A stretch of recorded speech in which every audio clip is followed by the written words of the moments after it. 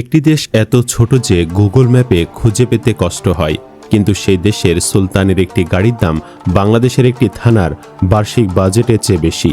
আরেকটি দেশে মাত্র 4 লাখ মানুষ বাস করেন, অথচ তারা জীবনে কোনোদিন ট্যাক্স দেননি, বিদ্যুৎ বিল দেননি, হাসপাতালে টাকা দেননি। এই দেশগুলো কোথায়? কিভাবে এরা এত ধনী হলো? আর বাংলাদেশ থেকে লক্ষ লক্ষ মানুষ যে দেশগুলোতে কাজ করতে যান, সে দেশ কি আসলেই এত ধনী? আজকের ভিডিওতে আমরা জানব এশিয়ার সবচেয়ে ধনী 10টি দেশের অজানা গল্প, যা শুনলে আপনি অবাক না হয়ে পারবেন না। ভিডিওটি শেষ পর্যন্ত দেখতে থাকুন। বাংলাদেশ কত নম্বরে আছে সেটাও জানতে পারবেন। জাপান 10 নম্বরে আছে। প্রযুক্তি আর শৃঙ্খলার দেশ জাপান। জাপানের কথা শুনলে প্রথমে যা মনে আসে, পরিষ্কার রাস্তা, সময় মতো ট্রেন আর অসাধারণ প্রযুক্তি। কিন্তু জাপানের আসল শক্তি হলো তার মানুষ। দ্বিতীয় বিশ্বযুদ্ধে জাপান পুরোপুরি ধ্বংস হয়ে গিয়েছিল। হিরোশিমা ও নাগাসাকিতে পারমাণবিক বোমা ফেলা হয়েছিল, লক্ষ লক্ষ মানুষ মারা গেছেন। কিন্তু সেই ধ্বংসস্তূপ থেকে মাত্র 30 বছরের মধ্যে জাপান উঠে দাঁড়িয়েছে এবং বিশ্বের তৃতীয় বৃহত্তম অর্থনীতি হয়েছে। জাপানের জিডিপি প্রায় $4.2 trillion. Sony, Toyota, Honda, Panasonic এই ব্র্যান্ডগুলো পুরো বিশ্বের রাজত্ব করছে। জাপানিরা কাজকে ধর্মের মতো মানেন। তাদের একটি শব্দ আছে, কাইজেন, অর্থ প্রতিদিন একটু একটু করে ভালো হওয়া। এই দর্শনই জাপানকে আজ এই উচ্চতায় নিয়ে এসেছে। কিন্তু জাপানের চেয়েও ধনী একটি দেশ আছে, যে দেশ পুরোটাই মরুভূমি। সে দেশের গল্প একটু পরে বলছি। তার আগে দেখুন 9 নম্বরে কে আছে। ইসরায়েল 9 নম্বরে আছে। মধ্যপ্রাচ্যের এক বিতর্কিত খারাপ দেশ, কিন্তু অর্থনৈতিকভাবে শক্তিশালী দেশ ইসরায়েল। চারিদিকে শত্রু, প্রায় সম্পদহীন মরুভূমির মাঝে ছোট একটি দেশ, কিন্তু ইসরায়েল আজ বিশ্বের অন্যতম উদ্ভাবনী দেশ।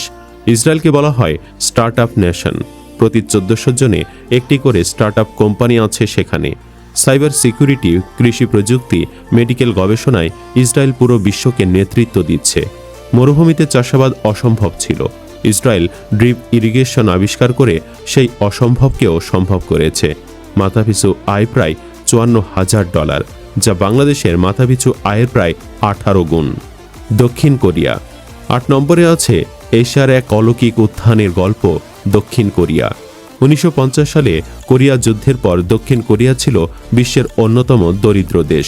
সেই সময় বাংলাদেশের চেয়েও গরিব ছিল তারা। কিন্তু মাত্র 50 বছরের মধ্যে তারা এমন একটি অর্থনীতি গড়েছে যা বিশ্বকে চমকে দিয়েছে। স্যামসাং, হুন্দাই, এলজি, কিয়া এই ব্র্যান্ডগুলো আজ আমাদের ঘরে ঘরে। হ্যান্ড রিভার মিরাকেল এই নামেই পরিচিত কোরিয়ার এই অলৌকিক অর্থনৈতিক উত্থান।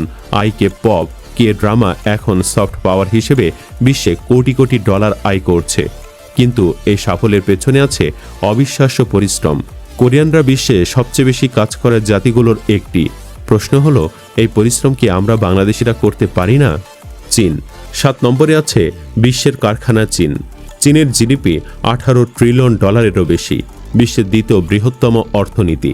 মাত্র 40 বছর আগেও চীনে মানুষ অনাহারে মারা যেত, কিন্তু 1978 সালে ওপেন ডোর পলিসি চালু হওয়ার পর চীন পাল্টে গেছে। চীন প্রতি বছর বিশ্বের মোট রপ্তানির 15% একা করে। প্রতিদিন চীনে গড়ে 11,000 নতুন কোম্পানির রেজিস্ট্রেশন হয়। আপনার হাতের ফোন থেকে শুরু করে পরনের জামা সম্ভবত মেড ইন চায়না। বাহরাইন 6 নম্বরে আছে।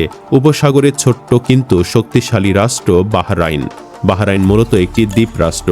আয়তনে বাংলাদেশের একটি ছোট জেলার সমান। কিন্তু তেল আবিষ্কারের পর থেকে বাহরাইন মধ্যপ্রাচ্যের ব্যাংকিং ও আর্থিক কেন্দ্রে পরিণত হয়েছে।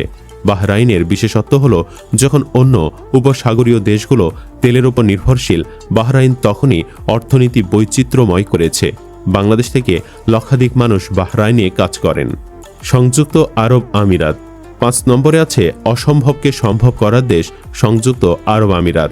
মাত্র 50 বছর আগে দুবাই ছিল একটি ছোট মাছ ধরার গ্রাম। সেখানে না ছিল বিদ্যুৎ, না পাকা রাস্তা। আজ সেই দুবাইতে আছে বিশ্বের সবচেয়ে উঁচু ভবন বুর্জ খলিফা, বিশ্বের সবচেয়ে বড় শপিং মল, কৃত্রিম দ্বীপ, সবকিছু। ইউএইতে বাংলাদেশে প্রায় 10 লাখেরও বেশি প্রবাসী কাজ করেন। কিন্তু ইউএই এর আসল চমক হলো, তারা জানে তেল একদিন শেষ হবে, তাই এখনই পর্যটন, বাণিজ্য ও প্রযুক্তিতে বিনিয়োগ করছে। এখন যাচ্ছি 4 নম্বরে। একটি দেশ যেখানে সরকার নাগরিকদের বিনামূল্যে জমি দেয়। বিশ্বাস হচ্ছে না? শুনুন। কুয়েত। 4 নম্বরে আছে মাথাপিছু তেল সম্পদে বিশ্বের শীর্ষ দেশ কুয়েত। কুয়েতের মাটির নিচে এত তেল আছে যে এই মুহূর্তে উত্তোলন করলে আগামী 100 বছরেও শেষ হবে না। কুয়েতি নাগরিকরা বিদ্যুৎ ও পানি প্রায় বিনামূল্যে পান। সরকার নাগরিকদের বাড়ি বানানোর জন্য জমি ও ঋণ দেয়। কুয়েতের মাথাপিছু আয় প্রায় $36,000। বাংলাদেশের হাজার হাজার শ্রমিক কুয়েতে কাজ করেন এবং দেশে রেমিটেন্স পাঠান। কাতার। 3 নম্বরে আছে ফুটবল বিশ্বকাপ ইতিহাসের সেরা আয়োজক কাতার। কাতারের কথা এলেই 2022 ফিফা বিশ্বকাপের কথা মনে পড়ে। কিন্তু কাতার শুধু ফুটবলের জন্য পরিচিত নয়। কাতারের মাথাপিছু আয় বিশ্বের যে কোনো বড় দেশের চেয়ে বেশি, প্রায় $80,000। কাতারে মাত্র 3 লাখ কাতারি নাগরিক আছেন। বাকি 20 লাখের বেশি মানুষ বিদেশি শ্রমিক, যার একটি বড় অংশ বাংলাদেশি। কাতার প্রাকৃতিক গ্যাস রপ্তানিতে বিশ্বের তৃতীয়। কাতার এয়ারওয়েজ বিশ্বের সেরা এয়ারলাইনগুলোর একটি। দেশ 2 সিঙ্গাপুর। 2 নম্বরে আছে এশিয়ার সবচেয়ে পরিষ্কার ও সুশৃঙ্খল দেশ সিঙ্গাপুর। সিঙ্গাপুরের গল্পটা রীতিমতো রূপকথার মতো। 1965 সালে মালয়েশিয়া থেকে আলাদা হওয়ার সময় সিঙ্গাপুরের কাছে ছিল না কোনো প্রাকৃতিক সম্পদ, না বড় জমি, না বড় জনশক্তি। মাত্র 728 বর্গ কিলোমিটারের এই দ্বীপ দেশটিকে দেখে তখন কেউ ভাবেনি এটি একদিন এশিয়ার আর্থিক রাজধানী হবে। কিন্তু লি কুয়ান ইউ, সিঙ্গাপুরের প্রতিষ্ঠাতা প্রধানমন্ত্রী, স্বপ্ন দেখেছিলেন অন্যরকম। তিনি দুর্নীতি শূন্যে নামিয়ে এনেছিলেন, শিক্ষায় বিনিয়োগ করেছিলেন, ব্যবসা বান্ধব পরিবেশ তৈরি করেছিলেন। আর সিঙ্গাপুর বিশ্বের সেরা বন্দর, সেরা বিমানবন্দর এবং এশিয়ার প্রধান ব্যাংকিং হাবের দেশ। মাথাপিছু আয় প্রায় $88,000। কিন্তু 1 নম্বরে যে দেশ আছে সিঙ্গাপুরও তার কাছে পিছিয়ে, আর সেই দেশের নাম অনেকেই জানেন না।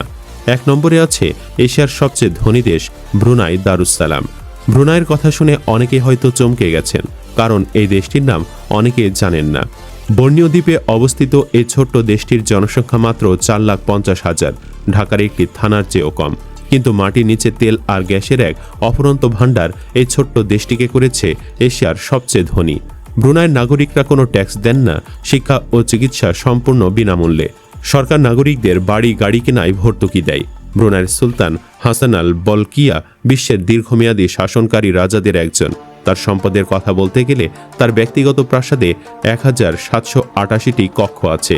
তার গাড়ির সংগ্রহে আছে 7,000-এরও বেশি গাড়ি। মাথাপিছু আয় প্রায় $85,000। এই 10টি দেশের গল্প শুনলে একটি বিষয় পরিষ্কার হয়ে যায়, ধনী হওয়ার কোনো একটি মাত্র রাস্তা নেই। কেউ হয়েছে তেলের কারণে, কেউ প্রযুক্তির কারণে, কেউ শৃঙ্খলার কারণে। কিন্তু সব দেশের একটি মিল আছে, সেটা হলো সঠিক নেতৃত্ব আর দূরদর্শী পরিকল্পনা, যা আমরা স্বাধীনতার পরেও পাইনি এমন নেতৃত্ব। এখন কথা হচ্ছে বাংলাদেশ কত নম্বরে ধনী দেশ? বাংলাদেশ এশিয়ার ধনী দেশের তালিকায় মাঝামাঝি থেকে নিচের দিকে আছে। মাথাপিছু আয় হিসেবে বিচার করলে এডিবির সাম্প্রতিক রিপোর্ট অনুযায়ী 2024 সালে বাংলাদেশের মাথাপিছু আয় $2,625। শুধু দক্ষিণ এশিয়ার 8টি দেশের মধ্যে বাংলাদেশ 5 নম্বরে। মালদ্বীপ, শ্রীলঙ্কা, ভুটান ও ভারতের পরে। পাকিস্তান, নেপাল ও আফগানিস্তানের চেয়ে এগিয়ে। পুরো এশিয়ায় হিসাব করলে বাংলাদেশ আনুমানিক 35 নম্বরে আছে। বাংলাদেশ আজ বিশ্বের দ্রুত বর্ধনশীল অর্থনীতির একটি। আমাদের আছে তরুণ জনশক্তি, আছে পরিশ্রমী মানুষ, আছে সম্ভাবনা। এখন আপনার কাছে একটাই প্রশ্ন, বাংলাদেশ কি একদিন এই তালিকায় আসতে পারবে? আর সেজন্য সবচেয়ে বেশি কি দরকার বলে আপনি মনে করেন? প্রিয় ভিউয়ার্স, এই 10টি দেশের মধ্যে আপনি কোন দেশটিকে সবচেয়ে বেশি পছন্দ করেন ও প্রবাসী হিসাবে কোন দেশ আপনার পছন্দের? কমেন্টে জানান আপনার মূল্যবান মতামত। যদি আজকের ভিডিও আপনার একটুও ভালো লেগে থাকে তাহলে আপনার প্রিয়জনের সাথে শেয়ার করুন, কারণ ভালো কিছু ভাগ করে নেওয়াটাই আসল ভালোবাসা। পরবর্তী ধামাকা কোনো তথ্য পেতে আমাদের চ্যানেলটি সাবস্ক্রাইব করে আমাদের সাথেই থাকুন। ধন্যবাদ।